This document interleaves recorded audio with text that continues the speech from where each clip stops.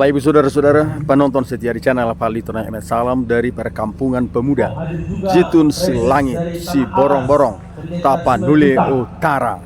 Hari ini hari Sabtu 10 Januari 2026. Inilah doa bersama awal tahun Sekretariat Bersama Gerakan Oikumenis untuk keadilan ekologi di Sumatera Utara yang dihadiri dari berbagai lapisan masyarakat. Acara ini diisi dengan kesedihan seluruh warga yang ditimpa bencana alam banjir bandang tanah longsor.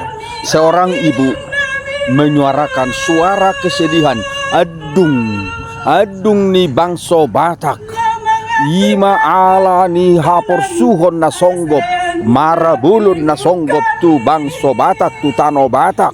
Nah Bapak Ibu Saudara-saudara, kesedihan ini tidak hanya dialami oleh sekelompok kecil, tetapi seluruh bangsa Batak, bukan hanya satu agama, tetapi lintas agama, seperti terlihat pada video ini, bersama-sama bersedih, kesedihan bersama karena bencana telah menimpa Tano Batak.